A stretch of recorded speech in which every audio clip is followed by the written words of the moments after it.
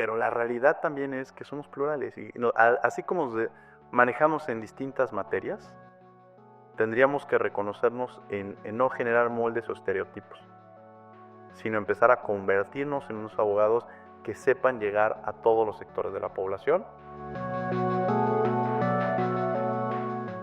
Los derechos culturales, pues primero tendríamos que dividir los dos elementos que tienen, la cultura y el derecho.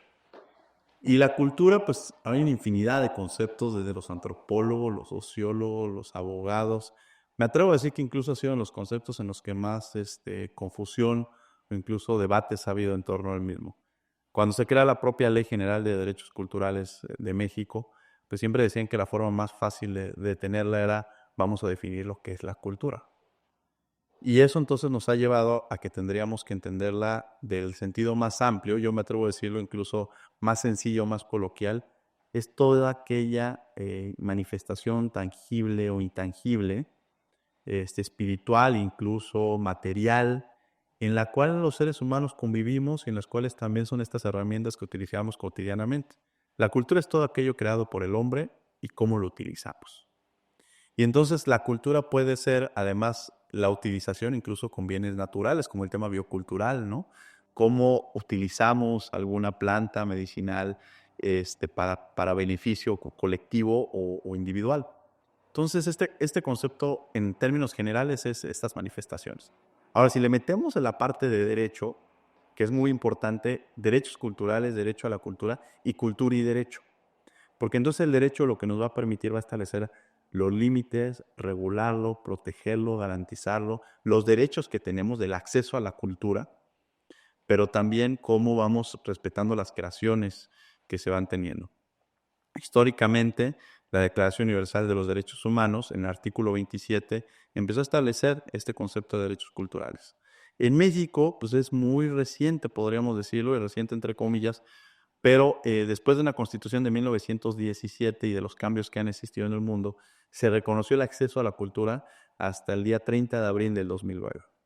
El Día del Niño, para muchos, pero para otros, fue un importante cambio porque entonces establece los mecanismos para que podamos garantizar el acceso a la cultura. El artículo cuarto, en ese entonces párrafo noveno y párrafo 12, lo establece como tal, pero también el artículo 73 de la propia Constitución pues empezó a establecer también estos mecanismos de qué le corresponde a quién legislar. Y entonces, en términos legislativos, es a la Federación, que históricamente ha sucedido así, pero también hay otro elemento del patrimonio, porque es el patrimonio cultural material, pero el patrimonio cultural inmaterial, y ese le corresponde a las legislaciones de los estados protegerlo en coadyuvancia con los municipios y la propia federación. Entonces, pues la cultura es todo lo que nos rodea. Ahora, a veces parece un lujo la cultura, o sea, a veces parece que no es un tema importante, pero veamos a la cultura o el derecho a la cultura como una herramienta de transformación social y como uno de los principales derechos que nos va a permitir garantizar otros derechos. Pongo un ejemplo, quizá la inseguridad. O sea, el tema de la inseguridad en tema de proactividad, pues buscaba los mecanismos para que castigar a quien comete un delito. Pero un tema de prevención, a mí se me ocurre el parque que está cercano a la esquina de la casa de nosotras y de nosotros, abandonado, que ni siquiera se ha cortado el pasto, que las canchas están inhabilitadas y que lo utilizan incluso para temas de drogadicción o incluso para delincuencia. Y un joven que vive cerca de ahí en un sentido de identidad, porque la cultura es identidad, quiere llegar a este espacio, convivir con otros jóvenes, pues probablemente va a empezar en esta misma lógica. Si este parque lo recuperamos, lo generamos un espacio cultural, si damos instrumentos incluso para que se puedan dedicar a la música, que quizá no salgan los grandes artistas, pero estamos generando herramientas de concientización, estamos generando un tema de identidad y un tema que además ayuda mucho, que es la sensibilidad. Entonces logramos sensibilizar a una sociedad, sensibilizar a una sociedad que se encuentra en una comunidad y coadyuvamos. Y estos proyectos en México se han llevado a cabo, pero también en otras partes del mundo, ¿no? Mira, en el tema de regulación, podríamos decir, en el tema de patrimonio cultural material es como una caja que tenemos aquí, que establecemos desde la propia Constitución, como te lo menciono, el tema del patrimonio cultural histórico, artístico, arqueológico, en donde el INAH y el INBA juegan un papel muy, muy importante, con una Ley Federal de Monumentos y Zonas Arqueológicas, Artísticas e Históricas de 1970, que además a los que nos interesa el tema del Poder Judicial, la primera controversia constitucional que existe es una controversia que tiene que ver con patrimonio cultural en 1932, con Oaxaca, que crea una ley para proteger este patrimonio cultural, y entonces llega la federación y dice, ey, esa materia me corresponde a mí. Entonces caen en una controversia constitucional que al final se determina que es la federación precisamente la que tiene que regular el mismo. Entonces tenemos esta lógica que te comento para protegerlos, arqueológico, artístico, histórico, que esta ley es muy innovadora porque se generaron debates en torno a la misma, debates entre especialistas en la materia de arqueólogos, antropólogos, sociólogos, y por el otro lado los legisladores tuvieron esta capacidad de escucha para crear una ley que fuera acorde a las necesidades que se tenían. Pero en términos jurídicos sí tuvo una serie de lagunas que era importante en su momento atender, y era que no se protegían ni se regulaban prácticamente ciertos elementos como las sanciones que existían, que eran sanciones que se hablaban de pesos de 3,000, 4,000, 10,000 pesos, y que cuando viene la devaluación de 1994 y le quitamos esos 3 ceros, pues lo que nos quedan son sanciones de 3 pesos, 4 pesos, 10 pesos. Uno pensaría la preocupación era tan grande que en automático se dio la reforma. Y fue hasta el 2014 que se empezaron también a establecer ya sanciones hablando de salarios mínimos, que es lo acorde con una ley, para que conforme vayan aumentando los salarios o conforme vaya cambiando la economía, pues vayan aumentando las sanciones respectivas. Esto se hizo pasado el tiempo y me parece que en los últimos años tendríamos que empezar a transitar y darle prioridad en políticas públicas, en temas legislativos, o sea, en todos los actores que estamos involucrados. La propia academia tenemos una responsabilidad de interactuar.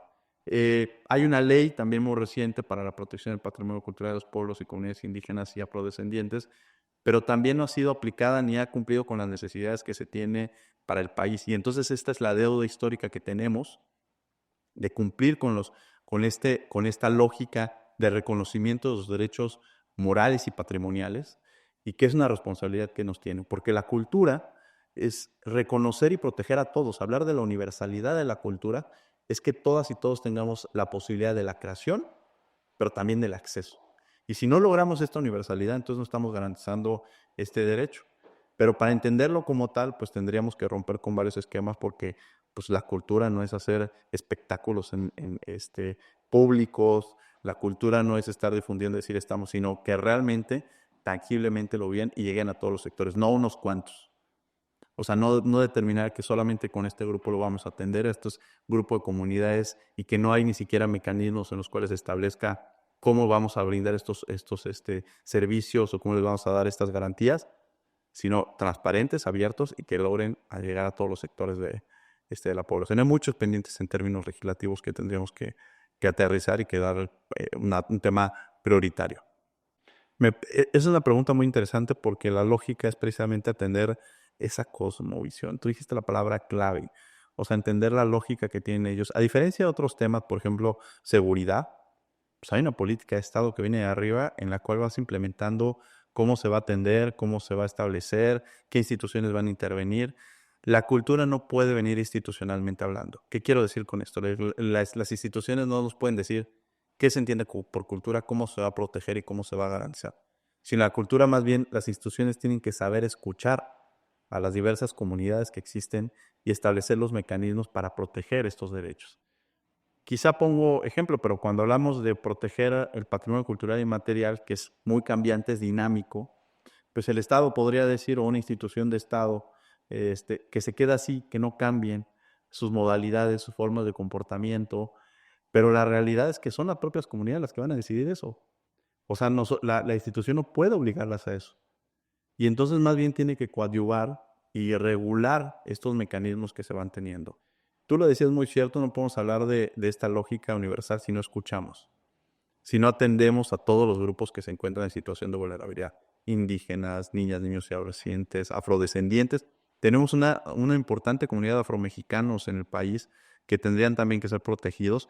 Y el tema de personas con discapacidad, uno en el que yo he trabajado en los últimos años, pero que no podemos hablar del derecho a la cultura si no está garantizado para todos los sectores, pero con una lógica que es la que tú mencionas, y es escuchar las propias necesidades que tiene cada uno de estos sectores y la medida en la que estemos legislando, pues conocer cuáles son los temas que ellos tienen como temas prioritarios, ¿no? Mira, yo en esta parte que mencionas, yo creo que la diversidad hay que entenderla en todas sus magnitudes, ¿no? La diversidad de la riqueza que tenemos, lo podemos hablar en sentido colectivo, tenemos un país diverso, pluricultural, si lo vamos apotando un poco más, tenemos cada uno de los estados tiene su propia identidad, que el saber nuestra identidad, saber de dónde venimos, nos permite reconocernos en el presente e imaginar hacia dónde vamos. Y en esta misma lógica, entonces, esta pluralidad también está en las profesiones. Rompamos, o sea, yo sí este mensaje es para los abogados, futuros abogados, rompamos con los esquemas que hay tradicionales de cómo vemos exclusivamente al abogado. El abogado sí, no podemos romper con que tiene un compromiso social, es verdad. No podemos romper con que hay un compromiso con quien estás atendiendo, con tu cliente, un compromiso contigo mismo. Los abogados no pueden actuar en conforme a lo que le están pidiendo si sabemos que es ilegal, si vulnera derechos de otras personas, a costa de que nos digan, pues es porque yo te lo estoy pidiendo, porque soy tu cliente, porque soy tu jefe. O sea, no, tenemos que actuar con ética. Y en esa misma lógica, pues también tenemos que cambiar. Yo soy un abogado que ocupa colores distintos, ¿no? Y es me gusta ocupar calcetines distintos. A veces he sido cuestionado por mi gremio, pero la realidad también es que somos plurales. Y así como manejamos en distintas materias, tendríamos que reconocernos en no generar moldes o estereotipos, sino empezar a convertirnos en unos abogados que sepan llegar a todos los sectores de la población. Uno, que sepamos comunicarnos con todos. O sea, lamentablemente, llegar con un abogado y ver a veces programas de abogados, dicen, híjole, pues es dirigido a ellos exclusivamente. Y entonces, pues nosotros a veces ya lo conocemos y hasta decimos, sí, tiene razón. La importancia que tendríamos como a título individual es comunicar lo que estamos haciendo, la importancia que tenemos en el Estado de Derecho, porque somos los que regulamos, somos los que protegemos. Somos un bien que permite y que no nos veamos como, híjole, es que hay un problema y tengo que ir con el abogado, sino más bien quiero regularizar esto, quiero solucionar esto de la mejor manera y que el abogado no nos lleve por el camino pleitista, sino con un mediador de ganar, ganar.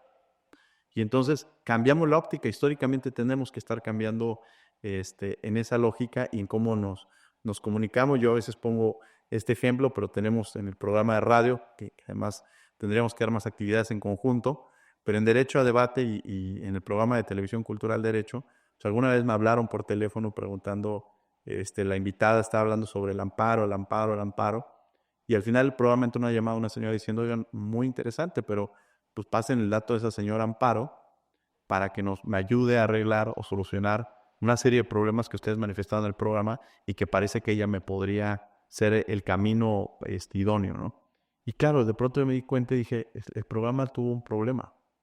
Y es que nos comunicamos pensando que íbamos dirigidos a los abogados cuando vamos dirigidos a una comunidad que puede tener un conflicto, un problema, y que nosotros tenemos que estar ahí para asesorarla, ayudarla y que conozca sus derechos, que conozca la cultura de la legalidad que interviene a todos los actores de una sociedad.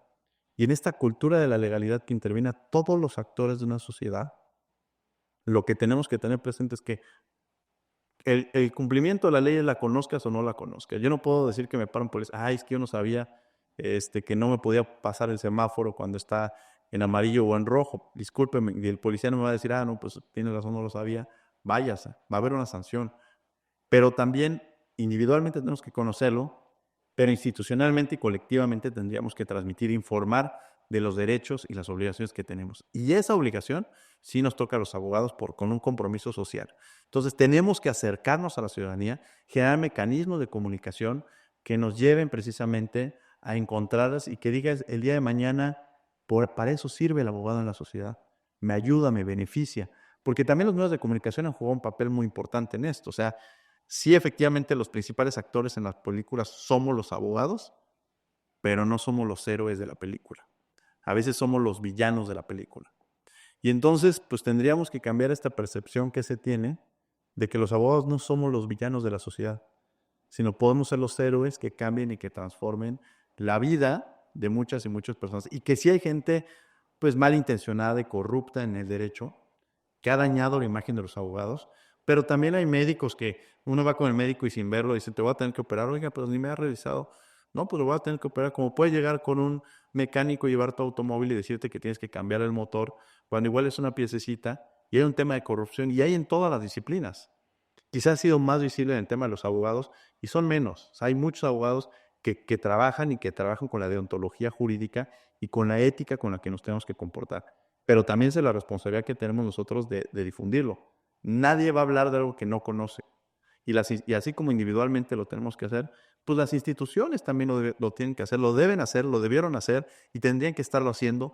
¿Para qué sirven? ¿Cómo funcionan? Para que les encontremos el sentido. Y en muchas de ellas, el papel jurídico, pues es el que le da la regulación, independiente a cualquier Secretaría de Estado que me ponga, institución, organismo constitucional autónomo, la parte jurídica es la que le va a permitir, estas son tus facultades, esto puedes hacer y esto no puedes hacer.